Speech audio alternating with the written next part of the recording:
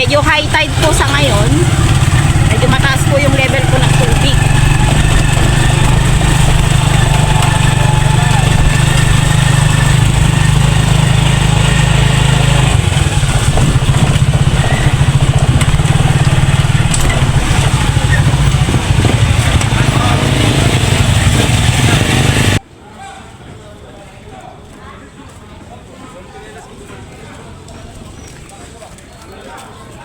Excuse us, miss.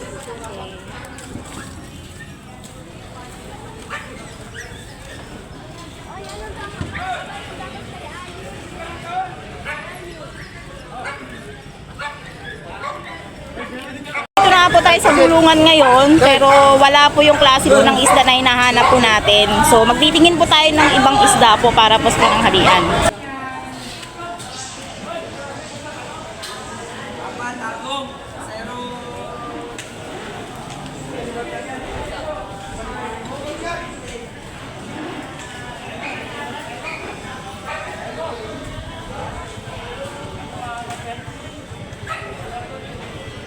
Unfortunately, medyo tinanghali po tayo ng dating guys. So, wala po tayong nakitang isda kung ano po yung nahanap natin. So, gawin ko, punta na lang po ako ng palengke para po bilhin ko yung isda na kailangan ko. Tara guys, sama po kayo sa akin. Palabas na po kami ng bulungan ngayon guys. So, kapunta na lang po tayo ng palengke ngayon. Doon po sa palengke ngayon, marami na po naka-display na isda. So, doon na lang po tayo mamimili. Medyo natanghalian na po kasi tayo. Kadalasan po kasi guys, madaling araw pa lang po dapat andito ka na. So para po makita mo po talaga yung dagsa po ng isda.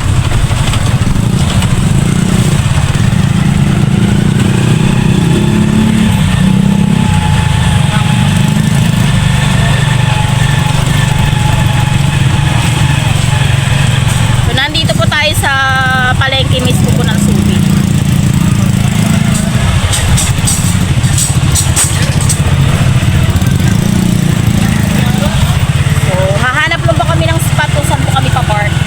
Para po makapasok po ako sa loob.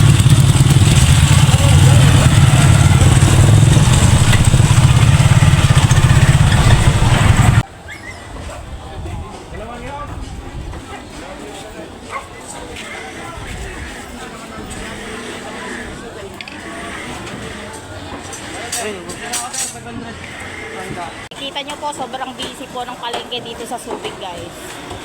Ayan, napakaraming tao po kasi Sabado po ngayon. So papunta po tayo ngayon sa isdaan kasi isda po ang bibilihin natin. So dito na po tayo sa isdaan. So mag-iisip po tayo kung ano pong bibilihin natin.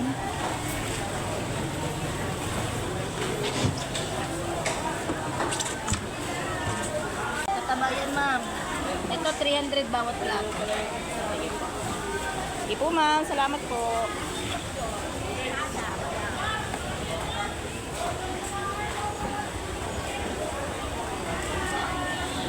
Tayo ng iba.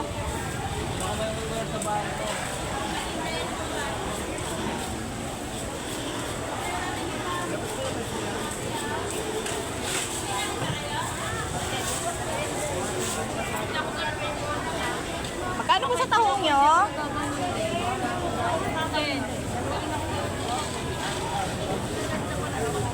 Magkano po dito ma'am?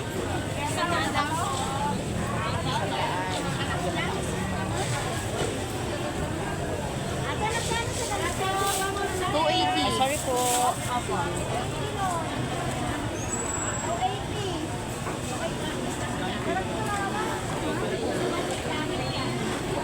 Sa kabila 400 eh. Matitigas kasi yan sir.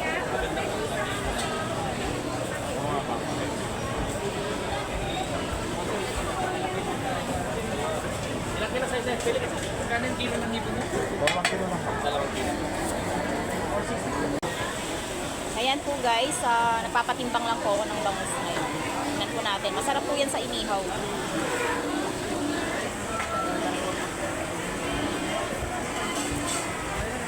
Nga po guys, nakabili na po tayo ng ating pang-ulam ngayong tanghali.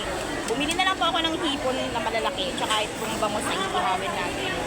So tara po, palabas na po tayo dito dahil sobrang dami po ng tao talaga. Kasi Siksikan po ngayon kasi Sabado po eh. Ayan po si ate. Para sa para yan, wag naman kami ano, ay mayroon na.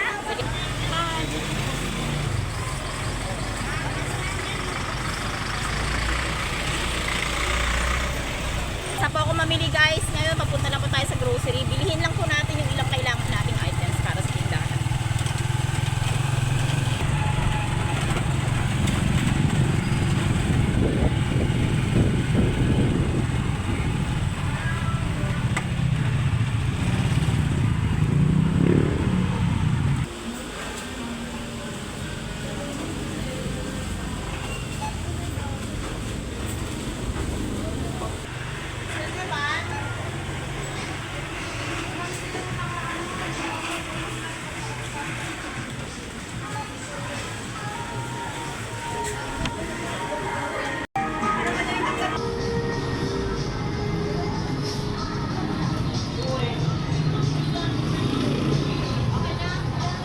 Tapos na nga po tayo mag-grocery guys. Ngayon, pabalik na po tayo ng bahay para po isalansan po lahat po ng napamili namin.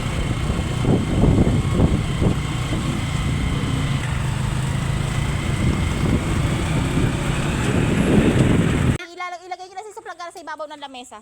Okay. Kaya na tayo. Oh wow, thank you ate.